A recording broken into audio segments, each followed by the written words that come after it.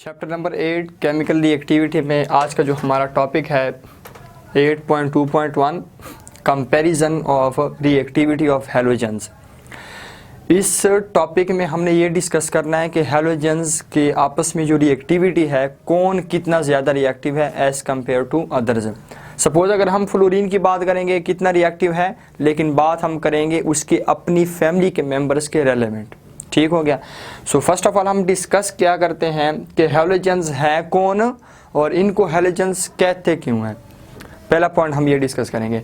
So first of all हमारे पास मैंने एक पॉइंट लिखा हुआ है कि ग्रुप नंबर 7 के जो एलिमेंट्स हैं पीरियोडिक टेबल में, ग्रुप नंबर 17 या ग्रुप नंबर 7, इनकी जितनी भी फैमिली है, जितने भी एलिमेंट्स हैं, इनको हम क्या कहते हैं, हैलोजेंस कहते हैं। और ग्रुप नंबर 7 के अंदर कौन से एलिमेंट हैं, आप 7 भी कह सकते हैं, आप 17 भी कह सकते हैं। ठीक, तो ग्रुप नंबर 7 के अंदर कौन से एलिमेंट है, फर्स्ट ऑफ ऑल जो मेंबर है fluorine, chlorine, bromine, iodine and astatine. So पहला पॉइंट हमारा क्लियर हो गया कि हैलोजेंस किसको कहते हैं। ग्रुप नंबर 7 के elements fluorine, chlorine, bromine, iodine, astatine, इनको हम क्या कहते हैं, हैलोजेंस कहते हैं। सेकंड हमारा जो पॉइंट है, इनको हम हैलोजेंस क्यों कहते हैं, वो इसलिए कहते हैं क्योंकि हमारे पास ये जो वर्ड है हैलोजन, इस हैलोजन का मतलब है सॉल्ट फॉर्मर। मैं यहाँ पे लिख देता हूँ सॉल्ट फॉर्मर। मतलब क्या है कि ग्रुप नंबर 7 के जो एलिमेंट्स हैं ये सॉल्ट बनाते हैं। सॉल्ट कब बनाते हैं, कैसे बनाते हैं, जब ये ग्रुप नंबर 7 के एलिमेंट्स मेटल्स के साथ रिएक्शन करते हैं। मेटल के साथ रिएक्शन करने के बाद रिजल्टेंट जो हमारा प्रोडक्ट होता है, जो हमारा रिजल्टेंट प्रोडक्ट आता है, वो क्या चीज़ होता है, वो सॉल्ट होता है। इसलिए हम इसको क्या कहते हैं, हैलोजेंस को, ग्रुप नंबर 7 के एलिमेंट्स को हैलोजेंस कहते हैं। सपोज करें मैं हैलोजेंस कोई भी ले लेता हूँ, जैसे हमारे पास, आपके पास फ्लोरीन ले लें या क्लोरीन ले लें या आपके पास ब्रोमीन ले लें। हम क्लोरीन ले लेते हैं, या हमारे पास हमने हैलोजन ले लिया। हमने क्या बात की है कि जब ये ग्रुप नंबर 7 के एलिमेंट्स मेटल्स के साथ रिएक्शन करते हैं, सो हम कोई भी मेटल्स उठा लेते हैं। सपोज करें आप पोटाशियम को उठा लें, ठीक है, बात क्लियर हो गई। तो अब देखें जब इन दोनों के बीच में रिएक्शन होता है, पोटाशियम ने क्या करना होता है, अपने आउटर मोस्ट शेल का एक इलेक्ट्रॉन डोनेट करना होता है। किसको, क्लोरीन को, क्योंकि पोटाशियम के आउटर मोस्ट शेल में एक इलेक्ट्रॉन है, क्लोरीन को एक की जरूरत है। क्या कर लेगा, डोनेट करेगा, ये क्या कर लेगा, एक्सेप्ट कर लेगा। आपस में क्या चीज बन जाएगा, दोनों में आयोनिक बॉन्ड बन जाएगा। क्या चीज बन गया, पोटाशियम क्लोराइड। अब ये जो हमारे ये रिजल्टेंट प्रोडक्ट है, ये क्या चीज है, ये सॉल्ट है। ठीक हो गया। तो ग्रुप नंबर 7 के एलिमेंट्स इसी तरह मेटल्स के साथ रिएक्शन करके क्या चीज बनाते हैं, सॉल्ट बनाते हैं। इसलिए इसको हम क्या कहते हैं, हैलोजेंस कहते हैं, सॉल्ट फॉर्मर कहते हैं। और सॉल्ट ये कब बनाते हैं, जब ये मेटल्स के साथ रिएक्शन करते हैं। इसी तरह ग्रुप नंबर 2 के जो एलिमेंट्स हैं, सपोज करें मैग्नीशियम के साथ जब क्लोरीन रिएक्शन करता है, मैग्नीशियम क्लोराइड बना लेता है, MgCl2 बनाता है, वो भी हमारे पास सॉल्ट है। इसी तरह lithium chloride, lithium bromide, lithium fluoride. मतलब कि ग्रुप नंबर 1 और ग्रुप नंबर 2 के जो एलिमेंट्स हैं वो मेटल्स हैं, उनके साथ जब ग्रुप नंबर 7 के एलिमेंट्स रिएक्शन करते हैं, रिजल्टेंट प्रोडक्ट हमारा क्या आता है, वो सॉल्ट आता है। That's why they are called halogens, because halogen means salt former. ये हमारा पॉइंट डिस्कस हो गया। इसके बाद जो तीसरा पॉइंट हमारा है, तीसरा पॉइंट ये है कि ये जो हैलोजेंस हैं, ये ग्रुप 7 के एलिमेंट्स हैं, ये मैटर के कौन से स्टेट में एग्जिस्ट करते हैं, सॉलिड है या लिक्विड है या फिर गैस फॉर्म में है। ठीक, इससे पहले हम एक पॉइंट को डिस्कस कर लेते हैं। हमारे पास मैटर के 3 स्टेट्स होते हैं, एक हमारे पास होता है गैस, एक हमारे पास होता है लिक्विड और एक हमारे पास होता है सॉलिड। हमने चैप्टर नंबर आई थिंक 5 में ये बात की थी कि गैस में इंटरमोलिकुलर स्पेस जो होते हैं वो बहुत ज़्यादा होते हैं। सपोज करें आपके पास एक कंटेनर है, उसमें गैस आपने फिल की हुई है। अब इंटरमोलिकुलर स्पेसिस बहुत ज़्यादा हैं। जब मॉलिक्यूल्स के बीच में स्पेस ज़्यादा होगा तो जाहिर सी बात है कि हमारे पास इनके बीच में अट्रैक्शन भी कम होगी। क्योंकि देखिए आप कोई सी भी मैग्नेट के 2 पोल्स उठा लें, आप डिस्टेंस ज़्यादा करते जाएंगे, उनके बीच में फोर्स ऑफ अट्रैक्शन कम होती जाएगी। आप उनको करीब करते जाएं, फोर्स ऑफ अट्रैक्शन क्या होती जाएगी, इंक्रीज होती जाएगी। ठीक, ये हमारे पास गैस की फॉर्म है। सेकंड हमारे पास लिक्विड है।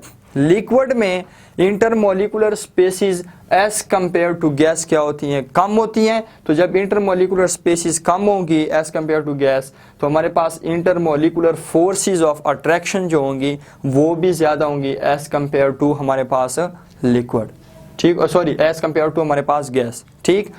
थर्ड जो हमारे पास सॉलिड है, सॉलिड में क्या काम होता है, सॉलिड में मॉलिक्यूल्स के बीच में स्पेस तकरीबन होती नहीं, ऑलमोस्ट स्पेस ख़त्म हो जाते हैं, मीन्स कि इंटरमोलिकुलर स्पेस ऑलमोस्ट ख़त्म। जब इंटरमोलिकुलर स्पेसिस जो हमारे पास ख़त्म हो गए तो इंटरमोलिकुलर जो हमारे पास फोर्सेस ऑफ अट्रैक्शन होंगे वो क्या होंगे, वो बहुत ज़्यादा होंगे as compare to liquid and gas, ठीक हो गया। ये हमने तीनों स्टेट की बात की है। इससे जो हम अगला पॉइंट डिस्कस करने जा रहे हैं उसको हम रिलेट कर रहे हैं किसके साथ, कि हैलोजेंस कौन लिक्विड है, कौन सॉलिड और कौन गैस है। देखें ग्रुप में टॉप टू द बॉटम जाते हुए हमारे पास क्या चीज़ हो रहा है, फोर्सेस ऑफ अट्रैक्शन इंक्रीज होते हैं। क्या चीज़ होते हैं, फोर्सेस ऑफ अट्रैक्शन इंक्रीज होते जा रहे हैं। अब जब फोर्सेस ऑफ अट्रैक्शन ये इंक्रीज क्यों होते हैं, क्योंकि डाउन द वर्ड जाते हुए, टॉप टू द बॉटम जाते हुए एटम का साइज क्या होता जा रहा है, इंक्रीज हो रहा है। एटम का साइज कैसे इंक्रीज हो रहा है, नंबर ऑफ शेल्स क्या हो रहे हैं, इंक्रीज हो रहे हैं। नंबर ऑफ शेल्स के इंक्रीज होने के साथ एटम का साइज इंक्रीज हो रहा है। एटम के साइज की इंक्रीज होने से क्या हो रहा है, हमारे पास जो फोर्सेस ऑफ अट्रैक्शन है वो इंक्रीज हो रहे हैं। अब आप सोचते होंगे कि एटम के साइज की इंक्रीज होने के साथ फोर्स ऑफ अट्रैक्शन का क्या ताल्लुक है, ताल्लुक है। देखें सपोज करें आपके पास ये दो मॉलिक्यूल्स हैं, सपोज जस्ट हाइपोथेटिकल सिचुएशन समझने के लिए, ये दो मॉलिक्यूल्स हैं आपके पास, दोनों का साइज क्या चीज़ है हमारे पास, छोटे साइज के हैं, तो हमारे पास फोर्स ऑफ अट्रैक्शन क्या है, कम है। लेकिन अगर हम डाउन द वर्ड जाते हैं तो हमने क्या बात की है कि मॉलिक्यूल्स सॉरी एटम्स के साइज क्या होते हैं, इंक्रीज होते जा रहे हैं। अब हम सपोज करें इसका साइज हम इंक्रीज कर रहे हैं एटम का साइज इंक्रीज कैसे होता है, नंबर ऑफ शेल्स इंक्रीज होते हैं। अब इसके नंबर ऑफ शेल्स क्या हो रहे हैं, ये नंबर ऑफ शेल्स इसकी इंक्रीज हो गए। अब इस एटम की भी नंबर ऑफ शेल्स क्या हो गए, इंक्रीज हो गए। अब जब इनके एटम के साइज इंक्रीज हो रहे हैं, नंबर ऑफ शेल्स इंक्रीज हो रहे हैं, तो एटम के साइज इंक्रीज होने के साथ साथ ये देखें पहले स्पेस कितना ज़्यादा था, अब स्पेस बिल्कुल कम रह गया, ये तकरीबन ख़त्म हो गया। तो स्पेस के कम होने से या ख़त्म होने से हमारे पास क्या होती जाती है, फोर्सेस ऑफ अट्रैक्शन इंक्रीज़ होती जा रही है। अब जब फोर्सेस ऑफ अट्रैक्शन इंक्रीज़ हो रही है डाउन द वर्ड जाते हुए एटम का साइज इंक्रीज़ होने की वजह से, तो देखें हमारे पास क्या होता है, गैस की फॉर्म में फोर्सेस ऑफ अट्रैक्शन बहुत कम होती हैं, लिक्विड में थोड़ी सी ज़्यादा होती है एज़ कम्पेयर टू गैस, और फिर सॉलिड में सबसे ज़्यादा होती है। और हमने क्या बात की है कि टॉप टू द बॉटम जाते हुए हमारे पास फोर्सेस ऑफ अट्रैक्शन इंक्रीज़ होती हैं। क्यों, क्योंकि एटम का साइज भी इंक्रीज़ हो रहा है। तो अब इसका मतलब क्या होगा कि हमारे पास बिल्कुल टॉप ग्रुप में जो टॉप के एटम्स हैं, जैसे हमारे पास फ्लोरीन हो गया और साथ हमारे पास क्लोरीन हो गया, ये क्या चीज़ होंगे, ये हमारे पास गैस होती हैं। क्यों, क्योंकि इन दोनों में हमारे पास फोर्सेस ऑफ अट्रैक्शन इतनी ज़्यादा नहीं है, इन दोनों के साइज छोटे हैं। उसके बाद हमारे पास जो ब्रोमीन होता है, ब्रोमीन लिक्विड फॉर्म में एग्जिस्ट करता है। उसकी क्या रीज़न है, क्योंकि लिक्विड फॉर्म इसलिए एग्जिस्ट करता है कि ब्रोमीन का साइज डाउनवर्ड जाते हुए इंक्रीज हो गया, साइज की इंक्रीज होने से फोर्स ऑफ अट्रैक्शन भी इंक्रीज हो गई है। ठीक, लास्ट में जो हमारे पास है आयोडीन, आयोडीन किस फॉर्म में एग्जिस्ट करता है, वो सॉलिड की फॉर्म में एग्जिस्ट करता है। उसकी भी हमारे पास यही रीज़न है कि आयोडीन का साइज़ हमारे पास क्या चीज़ है, आयोडीन का साइज़ बहुत बड़ा है हमारे पास। साइज़ के बड़े होने से हमारे पास फोर्स ऑफ अट्रैक्शन भी ज़्यादा हो जाती है। तो फोर्स ऑफ अट्रैक्शन जब बहुत ज़्यादा हो जाती है, और वो फोर्स ऑफ अट्रैक्शन बहुत ज़्यादा किस में होती है, सॉलिड की फॉर्म में होती है। सो हमारे पास आयोडीन किस चीज़ में एग्जिस्ट करता है, सॉलिड की फॉर्म में एग्जिस्ट करता है। ये भी हमारा पॉइंट क्लियर हो गया। नेक्स्ट जो हमारा पॉइंट है वो ये है कि हैलोजेंस जो होते हैं ना, इलेक्ट्रॉन डेफिशिएंट होते हैं। लेकिन कितने इलेक्ट्रॉन डेफिशिएंट होते हैं, हैलोजेंस जितने भी हैं इनकी रिक्वायरमेंट होती है ऑक्टेट की। बात क्लियर। अब इनके आउटर मोस्ट शेल में 7 इलेक्ट्रॉन्स तो मौजूद होते हैं। क्यों 7, कैसे हमें पता चला, क्योंकि हैलोजेंस बिलोंग करते हैं ग्रुप नंबर 7 से। ग्रुप नंबर 7 ग्रुप नंबर किस चीज को इंडिकेट करता है, number of electrons in the outermost shell. अब 7 इलेक्ट्रॉन्स मौजूद हैं 8 की रिक्वायरमेंट है, तो 8 - 7 1, मतलब कि 1 इनको मजीद चाहिए होता है। बात क्लियर हो गई। सो हैलोजेंस इनके वैलेंस शेल 1 इलेक्ट्रॉन डेफिसिट होते हैं। इनको वैलेंस शेल कंप्लीट करने के लिए कितने इलेक्ट्रॉन की जरूरत होती है? 1 इलेक्ट्रॉन की जरूरत होती है, ठीक। और ये 1 इलेक्ट्रॉन वो किस तरह गेन करते हैं या वैलेंस शेल कैसे कंप्लीट करते हैं? ये 1 इलेक्ट्रॉन या तो ये हैलोजेंस मेटल्स के साथ रिएक्शन करके गेन कर लेते हैं, मतलब कि आयोनिक बॉन्ड बना लेते हैं, आयोनिक कंपाउंड बना लेते हैं, क्लियर। या ये जो हमारे पास हैलोजेंस है, चूंकि ये नॉन मेटल्स है, या तो ये हैलोजेंस नॉन मेटल्स के साथ शेयरिंग करके अपने आउटर मोस्ट शेल को कंप्लीट कर लेते हैं और इलेक्ट्रॉन शेयरिंग के रिजल्ट में ये कोवेलेंट बॉन्ड बना के कोवेलेंट मॉलिक्यूल्स बनाते होते हैं। बात क्लियर हो गई। मतलब क्या है कि ये सिंपल सी बात, रिजल्ट हमारा क्या निकलता है कि हैलोजेंस के आउटर मोस्ट शेल में 7 इलेक्ट्रॉन मौजूद हैं, 1 की रिक्वायरमेंट है। 1 इन्होंने अपना वैलेंस शेल कंप्लीट करना है, 1 इलेक्ट्रॉन इनको चाहिए जो मर्जी हो जाए। अब ये 1 इलेक्ट्रॉन या तो मेटल्स के साथ ये रिएक्शन करके वहां से एक्सेप्ट करके आयोनिक बॉन्ड बना के आयोनिक कंपाउंड बना लेते हैं, या फिर ये हैलोजेंस नॉन मेटल्स के साथ शेयरिंग करके अपना वैलेंस शेल कंप्लीट करके कोवेलेंट बॉन्ड बना के कोवेलेंट मॉलिक्यूल्स बना लेते हैं। बात क्लियर होगी। लास्ट जो हमारा टॉपिक है, इनके जो वैलेंस शेल की इलेक्ट्रॉनिक कन्फिग्रेशन गिवन है कि वैलेंस शेल की इलेक्ट्रॉनिक कन्फिग्रेशन कितनी है इनकी? ns2np5। इसको थोड़ा समझ लेते हैं। मैं बाकी रेस कर लेता हूं, इसके बारे में हम थोड़ी सी बात करते हैं। वैलेंस शेल की इलेक्ट्रॉनिक कन्फिग्रेशन क्या है? ns2 and np5। इससे हम थोड़ा सा पीछे जा रहे हैं, ठीक है। देखें, हमने एक बात की थी ऑर्बिटल्स या सब शेल्स के बारे में। सब शेल्स कौन से होते हैं? s होता है, p होता है, d होता है और f होता है। s सब शेल के अंदर इलेक्ट्रॉन्स की अकोमोडेशन कितनी है? 2 इलेक्ट्रॉन्स। p के अंदर कितनी है? 6। d के अंदर कितनी है? 10। f के अंदर कितनी है? 14। बात क्लियर हो गई, ठीक जी। अब यहाँ पे देखें, जितने भी हैलोजेंस हैं सबके आउटर मोस्ट शेल में कितने इलेक्ट्रॉन्स हैं? 7 इलेक्ट्रॉन्स हैं। बात क्लियर हो गई। अब जब 7 इलेक्ट्रॉन्स हैं हमारे पास s सब शेल में, आउटर मोस्ट शेल में कितने सब शेल आ रहे हैं? इसके 2 सब शेल आते हैं, s आता है और p आता है। बात क्लियर। अब देखें, आउटर मोस्ट शेल में 2 सब शेल हैं, एक हमारे पास s है और एक हमारे पास क्या चीज़ है? हमारे पास p है। 7 में से 2 इलेक्ट्रॉन्स s के अंदर एकोमोडेट हो गए और 5 इलेक्ट्रॉन्स किसके अंदर एकोमोडेट हो गए? p के अंदर एकोमोडेट हो गए।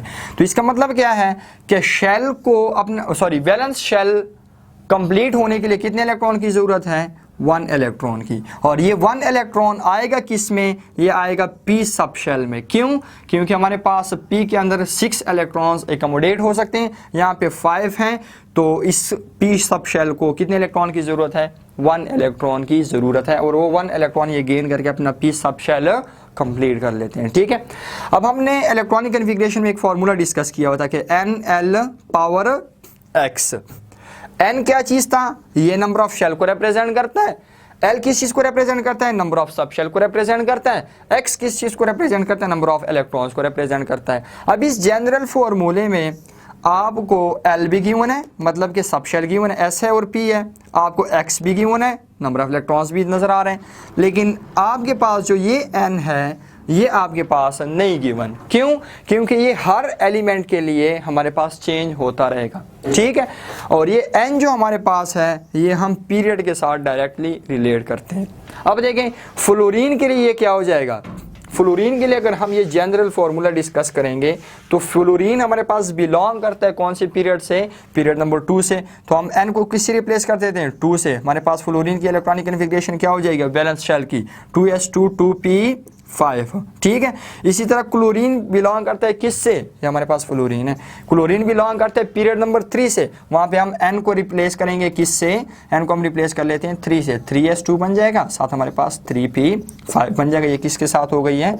ये हो गई क्लोरीन की। इसी तरह ब्रोमीन, ब्रोमीन बिलोंग करता है किससे? पीरियड नंबर 4 से। सो n को आप रिप्लेस कर दें किससे? 4 से, 4s2 हमारे पास हो जाएगा, साथ हमारे पास 4p5 किसके लिए? ब्रोमीन के लिए।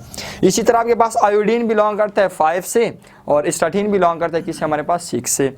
इसी तरह आप ये सारे करके n को रिप्लेस करते जाएं और उसके पीरियड नंबर को लगाते जाएं। ये हमारे पास उसके जनरल वैलेंस शेल की इलेक्ट्रॉनिक कन्फिगरेशन है। ठीक, इंशाल्लाह इससे नेक्स्ट लेक्चर में हम बात करेंगे इंपॉर्टेंट रिएक्शंस ऑफ हैलोजन से, और उससे हमारे पास जो रिएक्शंस होंगे उसमें हमने डिस्कस ये करना है कि कौन सा हैलोजन किसके साथ कैसे रिएक्शन कर रहा है।